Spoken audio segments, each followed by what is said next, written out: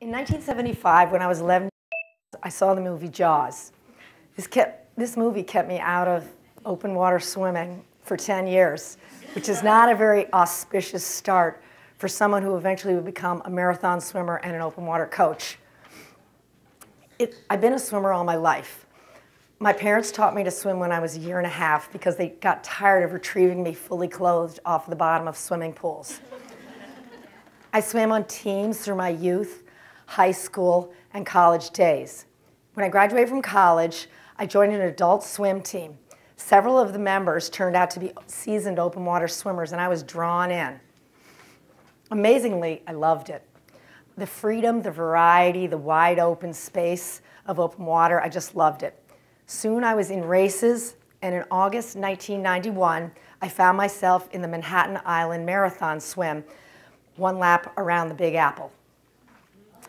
As I was passing the World Trade Center near the end, I thought, this race has been a piece of cake. I think I'll try the English Channel. Right then and there, I had my next goal. Okay. The English Channel is the Mount Everest of open water swimming. In fact, many more people have climbed Mount Everest than have swum the English Channel. Okay. I wasn't a swimmer who set a lifelong goal of swimming the English Channel, especially after seeing Jaws. Instead, swimming the English Channel was something that I set my sights on for 3 years, and I worked incredibly hard to achieve it. The English Channel is a body of water that separates England and France and the rest of Europe. Okay, throughout history, the strait has stopped some very notable armies, and it is one of the busiest shipping lanes in the world. And those ships are pretty big, especially when you're swimming next to them. The shortest point between England and France is 21 miles. The average water temperature in July and August is 60 degrees. In 1875, Captain Matthew Webb was the first person to swim the English Channel, and he did it in 21 hours and 45 minutes. On July 29, 1994, I completed the 469th crossing of the English Channel, covering the distance in 9 hours and 44 minutes. Why did I bother? Because I thought I could. There's no surefire, guaranteed ways of success. There's no promises that you're ever going to make it despite your training. I simply thought I could. I was going to do whatever I could to prepare myself for this swim. My husband, Mark, was incredibly supportive of my goal, and that definitely helped. Most of you probably have a notion of how to swim. And if you think of swimming in terms of running, swimming in a pool is similar to running on a track. Swimming in open water is like running cross country. The mechanics are the same, but the environments are completely different. The international open water community is a tight-knit group, and I have made friends from all over the world. When I started training for this swim in the fall of 1991, there was very little written information available. We didn't have the benefit of all the advanced technology that links us today. The internet was in its infancy, and social media was unheard of. We wrote letters and we made phone calls. Training was much more solitary. I had to put the pieces together myself, which eventually led me to write a book about my channel experience, Dover Solo. This book is now seen as one of the guidebooks to this swim. To determine what to do, I did a lot of reverse engineering. I figured out that the swim boils down to being prepared to swim in 55 to 60 degree water for over 14 hours. No problem, huh? Right. I knew I had to simulate those conditions, and I had to do it one stroke at a time. I took full responsibility for my training and the eventual outcome. I built up my endurance by swimming 25 miles every week. I kept track of what worked and what didn't work, and I practiced. There was very little drama. Either I did the work or I did not. It was up to me. I was the prisoner and the warden, one stroke at a time. After my own channel swim, other swimmers started asking how they could accomplish what I'd done. I started coaching several channel swimmers, applying the methods that worked for me. I also made a point of determining the motivation behind each swimmer's goals. With the athletes I coach, I stress the concept of personal responsibility. The athletes who have been the most successful are the ones who embrace this concept. They also know that I will take their goals seriously. I won't tell them that they're crazy or nuts, like many people have done to me, trying to level the playing field. What I have learned that phrase really means, I can't do that, so you can't either. I coach from a position of support and occasionally tough love. This segued in my current coaching position as the swimming director for Vision Quest Coaching. Much of my coaching is based on my own experience as a swimmer. For the team I coach, I construct efficient and effective training, trying to keep it fun and always a little goofy too. During the summers, I often swim open water with my athletes. They see me shiver and shake after cold swims. They hear about my training and my races. They know I go through many of the same things that they do and that I'm human too. I'm always learning through my own training, and I'm happy to share it with them. Early in the 1990s, as I delved deeper into the components of a channel swim, I realized that the most important factor is acclimating to swimming in cold water. How was I going to get around this? I wasn't. There was no magic pill, because if there was, I would have found it.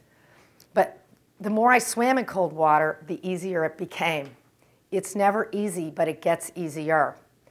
The thing about swimming in cold water is that you cannot get away from the cold. It surrounds you everywhere. You have to learn to deal with it, both from a mental and a physical standpoint. Besides extensive pool training, for 2.5 years, I also swam in the Atlantic Ocean and the Long Island Sound between May and November in water as cold as 48, which made 60 eventually feel warm. Okay.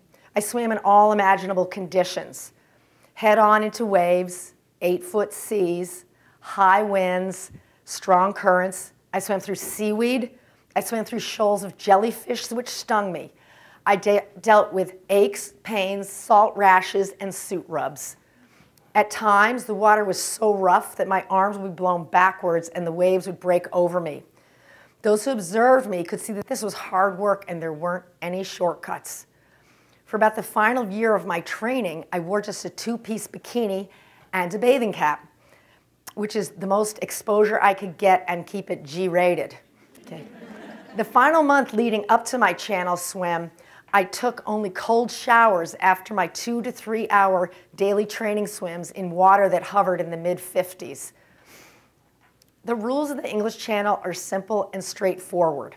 You swim between England and France under your own power, wearing a regular bathing suit, a bathing cap, and goggles. Wetsuits and Sherpas are prohibited. If you wear a wetsuit, your swim doesn't count on the list that everybody wants to be on. All the swimmers must hire a crew, an escort boat and a crew with a boat pilot and a crew. There is a separate observer to make sure that the swimmer completes the swim fairly. From the boat, you may tread water to receive food and nourishment, but you can't touch the boat, and if you do, your swim is over. Before your swim even starts, the swimmer must submit an application, a current medical form, pay your money, and provide proof of qualifying swim. No problem, huh? So what constitutes a qualifying swim? A 10-hour swim in water 60 degrees or less. My friend Marcia McDonald was also planning a channel swim in 1994. We had known each other from our youth swimming days, and we swam together in New York during the early 1990s. These days, she's sort of a fairy godmother to my children. In September 1993, Marcia and I did our qualifying swim in Lake Sunapee, New Hampshire, and I think I'm still recovering from this swim. Everything started out just fine, like it always does in life, and Marcia was fine the entire time, but I was not. Around 6.5 hours, the cold just would not go away, and the end was too far away for me to even see the light at the end of the tunnel. I visualized what I'd look like if I gave up, and I would be a beached, disappointed whale. I thought, when things get really bad, am I willing to stick it out? Because I had reached really bad. I realized that there would be no way around this, and I had to earn the right to go to England. Besides the training, I would need the will to accomplish my goal. The next several hours of this qualifying swim were incredibly tough, but stroke by stroke, eventually 10 hours started to loom on the horizon. I knew I had a chance, even though I was so cold. Finally, it was over and we could stop. Marcia and I had qualified to swim the English Channel one stroke at a time. After completing the qualifying swim, I knew I had my work cut out for me. There were definitely days when I didn't feel like training hard, but I did it anyway. It would have been very easy to back off from the discomfort and the responsibility of such intense training, but my goal was important to me, and I hung in there. A friend told me along the way, pain might not be fun, but it isn't necessarily bad. Finally, it's the end of July 1994, and we're in England, ready for the start of this swim. My husband Mark and our friend Terry would be my crew.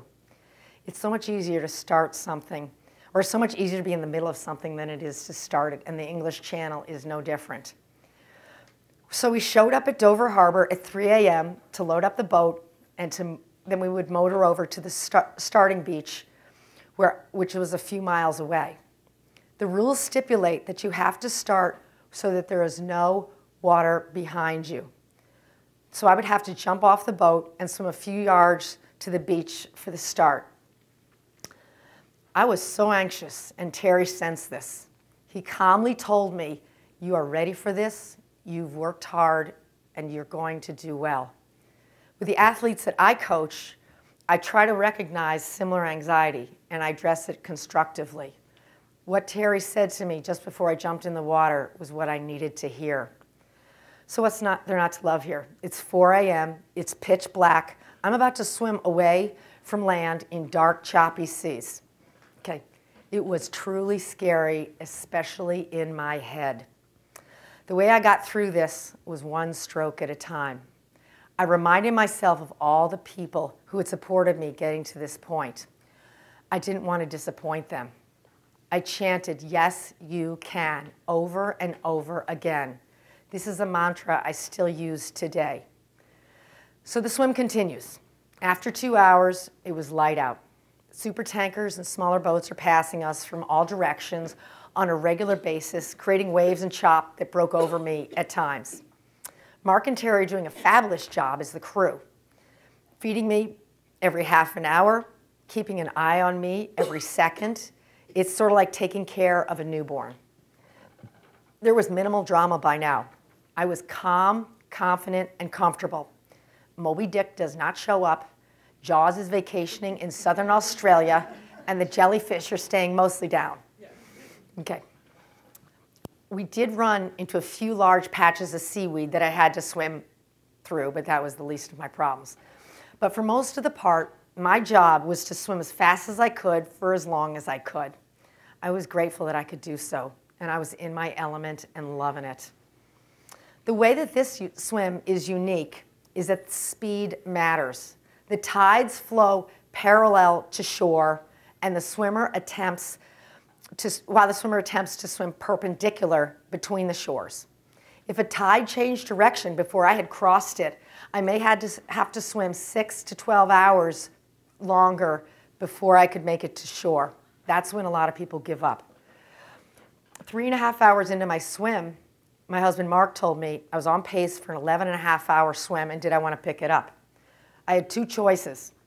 Either I could make up all the time when I went to France, or I could do 15-minute sprints at the top of every hour, as I did in training. These pickups, we all, as we had come to call them in training, would eventually help me catch the outgoing tide, which would push me towards France. I chose the 15-minute pickups. These pickups gave me a renewed sense of speed. They made a big difference in my eventual performance. I dreaded seeing those sprint signs, but this was the real thing. And if I didn't do everything that I had practiced, all my good intentions and everything, all the hard work, It wouldn't mean a thing if I didn't perform right now. When I was closing in on France, as a result of being a little ahead of the tide, there were a lot of strong, swirly currents and white horses. We call them white caps in America. The water was becoming a little lighter green, and so I knew I was getting close. I cranked through the chop, and I could see huge boulders ahead of me. And I finally hit a rocky bottom. I clawed my way onto the boulder, and I kept crawling forward. The finishing rule is that you have to be where there is no water in front of you. It took me a little while to get to this point with no water in front of me, and then the boat's horn sounded. I felt elation and relief. I had made it. Everything had worked out. I savored the moment as I looked out on the water. I thought, I just swam through that. That's incredible that I could get my body to do that. I can't even see the other side. And I did it one stroke at a time. People often ask, what do you get for swimming the English Channel? I received a photocopy of my log, and I was able to purchase a chart of my swim. Most importantly, I get to smile that channel smile. I get to know that I did it, I earned it, and I know what it takes. Many of you out there harbor some amazing dream or goal, one that you'll have to stand on your tippy toes and really stretch to make it. It doesn't have to be athletic, or it doesn't have to be something that's famous, but it just has to be truly yours. I encourage you to go for it. Embrace it. Figure out what is involved and what it will take, how you will fit this into your busy life. Seek help. There'll be a lot of tough days on your journey, and you'll feel like giving in sometimes, but don't. Keep moving forward towards your goal. Tell yourself, yes, you can. And the way to do it is one stroke at a time. Good luck and thank you.